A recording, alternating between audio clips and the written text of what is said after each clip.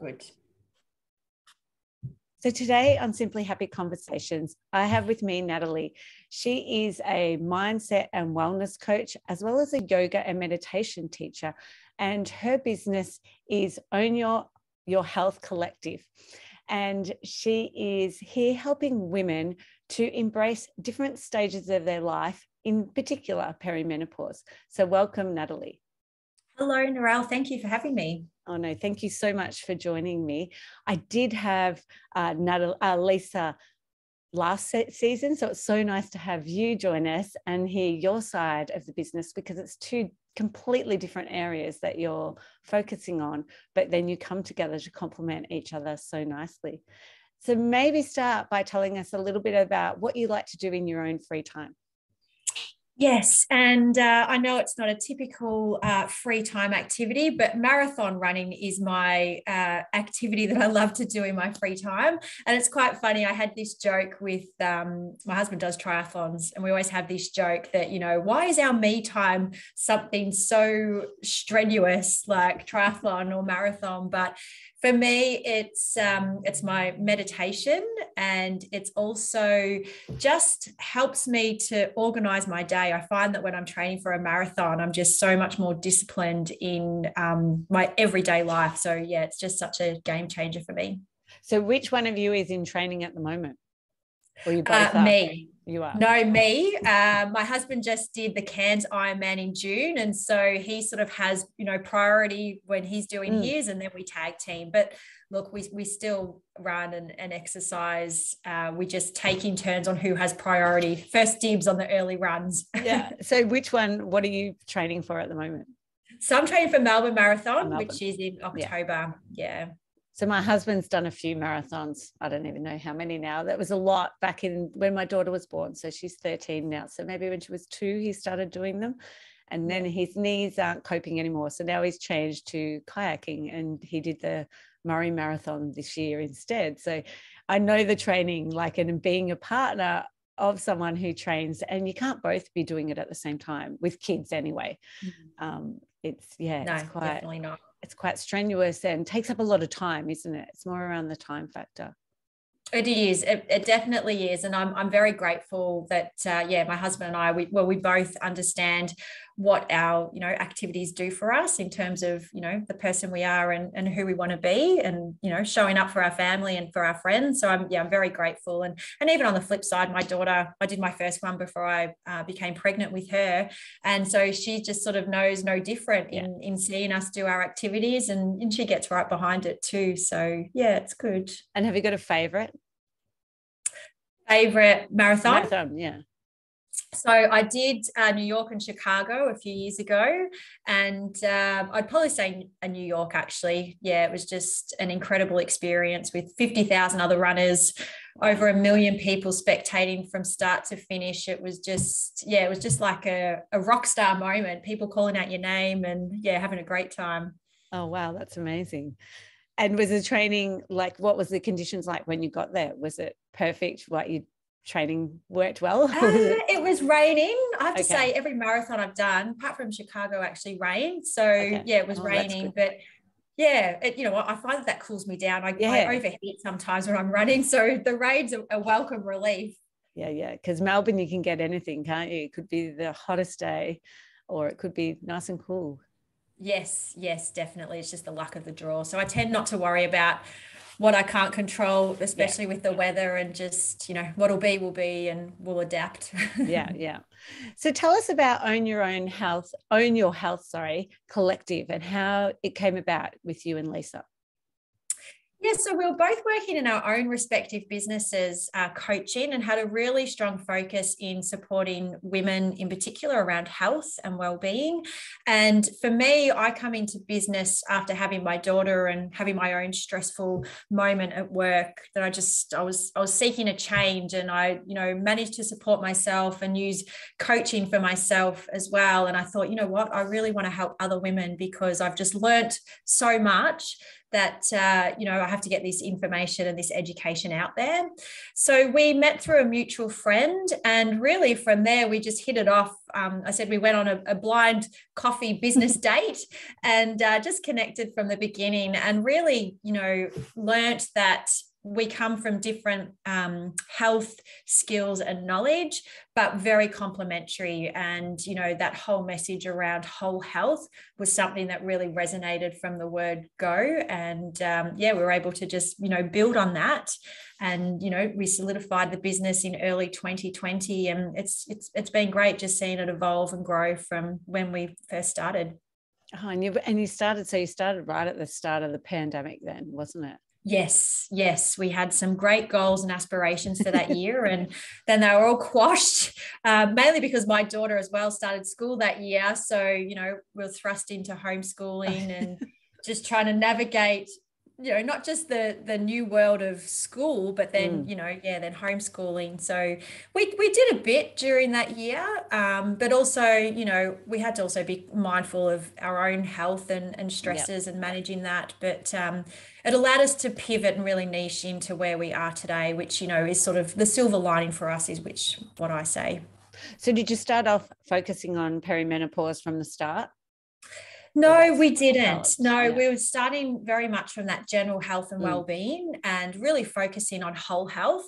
So supporting individuals and in workplaces around that physical, mental, emotional, and spiritual health. But then we just felt like we were still missing something. And through our own experiences, 2020, I was experiencing, a great deal of stress. And, I got to the point where I'm like, hang on, I work in this space supporting other people around stress. How can I be so stressed? And I had to have a level of kindness to myself, and say, look, we have never been through anything like this before. The demands on you are so far exceed anything you've managed, had before. But what I was seeing was changes in menstrual cycles, and, really having different things happen there. And Lisa, obviously having her own perimenopause experience as well. We just kept coming back to ourselves thinking, you know what? We're not educating or looking at the lifestyle elements for women and men separately, because particularly as we get older, we're different, our performance, our energy, the way we feel changes. And so, that allowed us to really reflect on our own personal experience, and then, educate ourselves and build our knowledge around that space to then say, okay, let's really niche into this area. It started with menstrual health to begin with, and then perimenopause and menopause. And in fact, it was menopause because people didn't really know about perimenopause, just organically grew from there. Yeah. So maybe tell us a bit about what is perimenopause for those who maybe haven't listened to previous episode where Lisa talks about it, so that they get a bit of a snippet. Because I know for me, I learned it from your podcast as well. Oh, fabulous. No, that's good. And in all honesty, I didn't know what perimenopause was until a few years ago myself, actually. And I still have those many conversations with friends and women that I talk to as well. So essentially, perimenopause is the phase before menopause. And menopause, probably a good place to start, is just one day. And it is the 12-month anniversary of our last menstrual period. And we don't know that it's going to be our last menstrual period, but if we're, tracking our cycle and aware of the changes we're going through in our body, we do come to know that, okay, 12 months, this is my one day of menopause. Perimenopause can last anywhere from 7 to 10 years. And it's the changes, the hormonal changes in our body, and really where we experience, the plethora of symptoms that we can go through. First main symptom is a change in our menstrual cycle. That we might see that we might have a longer cycle, we might skip a period, we might have, continuous bleeding for a period of time. And that's usually the first sign that, okay, there's some hormonal changes going on in our body. And then, as we can get closer to that one day of menopause, we can start to experience more and more symptoms. But it is that lead up into that one day of menopause. And it's, simply the changes that our body naturally go through in preparation for that one day. Oh, thank you so much for clarifying that, because I'm sure there's people listening who are like, oh, I didn't know that. That's something they're just learned, especially if you're not at that stage of life yet. You don't know, do you? Unless you've had a mother that shared that with you. Yeah, look, definitely. And I'm 40. I'm not in perimenopause, but I know I'm a lot closer to it than I am away from it. Yep. And I am noticing subtle differences and changes in my body. And and having that knowledge that I've had has supported me in understanding, okay, you know what, this is actually quite normal. And a lot of the time we think about menopause as that much older gray-haired woman, when in actual fact, we start to experience changes, late 30s, early 40s, right through up until mid 40s and 50s. So it's, there's a good chunk of our lifetime that we do experience changes. And, part of my messaging with Lisa is the more we know about our body and the more we're connected to our body before we come into that phase of life, the better and smoother the transition can sometimes be, and really more so around that level of acceptance as well. A big part of it is accepting that we're going through this life change. So it's a key point to really know our body before we get to that phase of life. Yeah, that's beautifully put. I really, really like how you've put that, being prepared going into that stage, because I wish I had been prepared and known what I was about to, enter into. But I'm so grateful that whoever, I can't even tell you who it was I listened to, and you were both being interviewed on their podcast, that I went, oh my gosh, where's that podcast? I need to follow these girls. And then I binge listened to every episode that you'd put out. And so, yeah, I definitely highly recommend people going and listening to your podcast for both your knowledge as well as the guests that you interview, because you get a real sense of the story of everyone is different, and they all have different experiences. So I know for me that I picked up some of the things that I was like, oh, that must be perimenopause, that and that symptom as well, whereas I didn't know that previous. Yes, very true. And we've been very grateful to have you coming up on our podcast as well, which we're excited for. Oh no, I can't wait. So tell us a bit about then your service and what you do and what you bring to Own Your Health Collective. So part of what I bring is very much around the mindset and the broader well-being element. So I'm a yoga and meditation teacher, and I love everything about the brain and the mindset, and and it's been my marathon running, which has been a great introduction to that over the years, just around how powerful we are in our mind and using our mind to be able to support our life and our health and our well-being.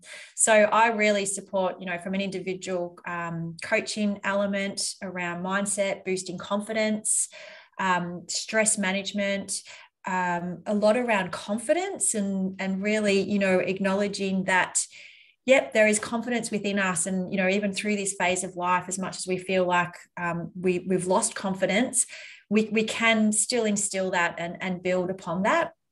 And where yoga and meditation has really been a game changer for myself personally, but also with my clients, is the opportunity to draw within and really connect thoughts to feelings and to actions. And whenever I'm, running a workshop or with a client, I always give that equation around, your thoughts equal your feelings, equal your actions.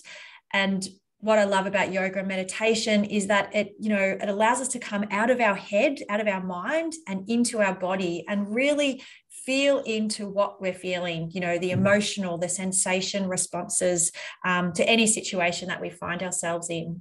Yeah, I love that. And that's the same. I love that it tunes into, maybe it's not even labeling it as an emotion, but just that sensation. Where is that sensation in your body that you're feeling, and just connecting that awareness, isn't it?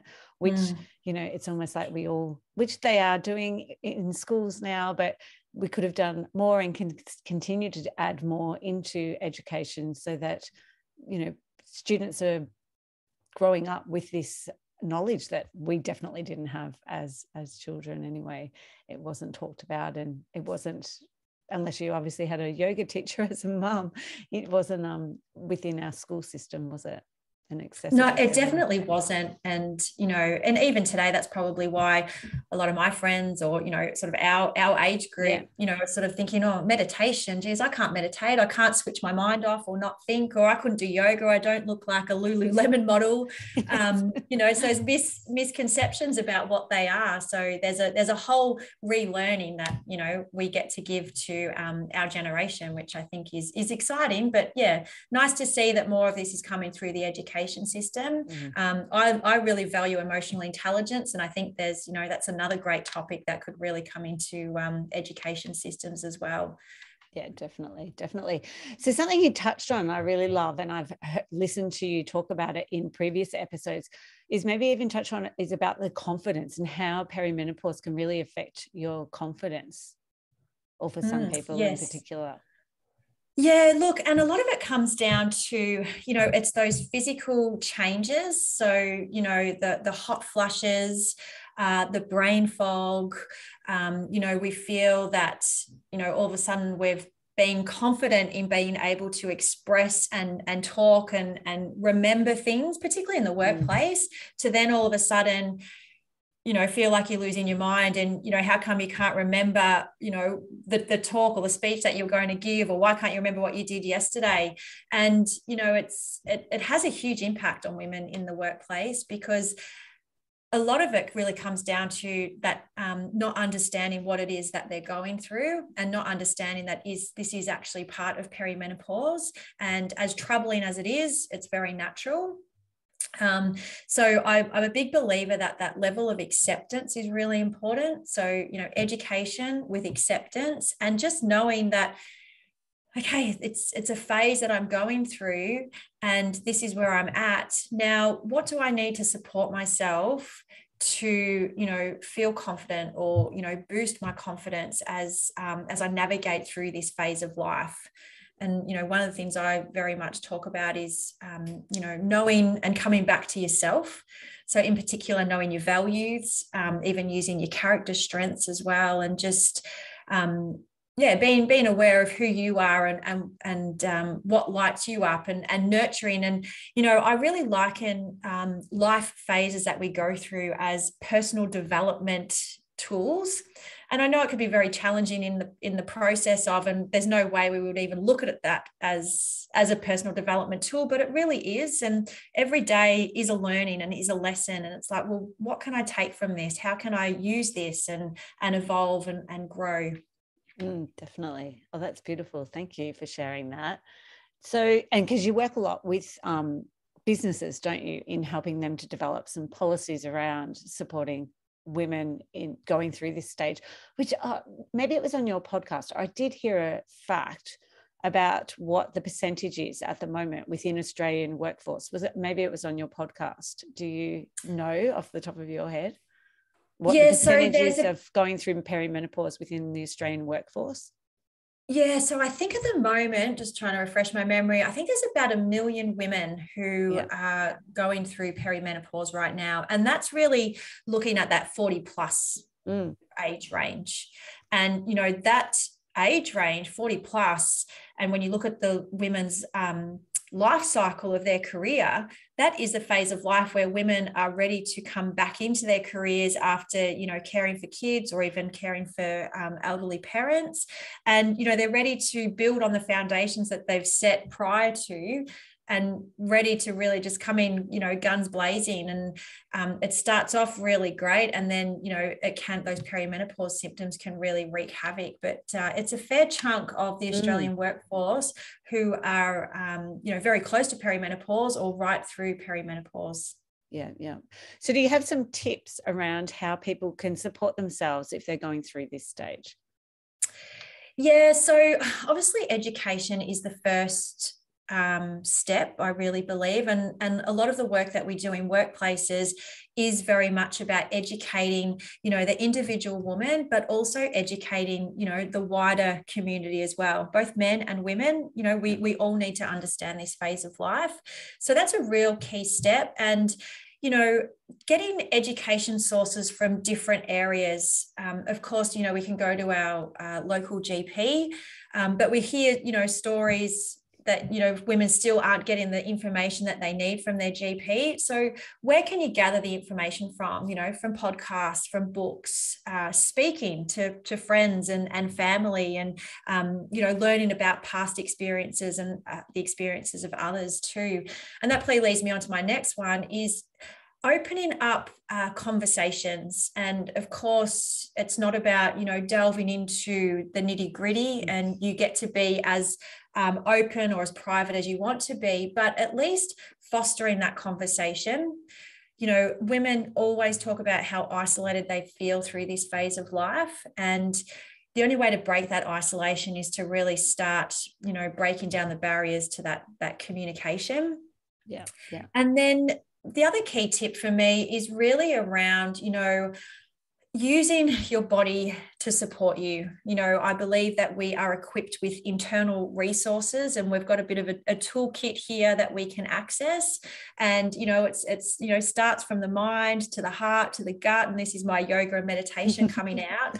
But when we can really connect to ourselves, using our intuition, having those moments of stillness or white space throughout our day where we can be present with what we're feeling at any moment, you know, recognizing triggers, things that trigger stress in us, or, you know, when we're not feeling so great, so that we can then, you know, identify that and look at, okay, this is what I need right now. And what I need right now is to just rest, or what I need actually is to reach out to someone and I just need to have a conversation with them, or I need to, you know, make myself a smoothie because that's what makes me feel good, or go out for a walk, or go to the gym. You know, we don't listen to our bodies enough. And, you know, that comes from societal pressures of go, go, go, busy, busy, busy.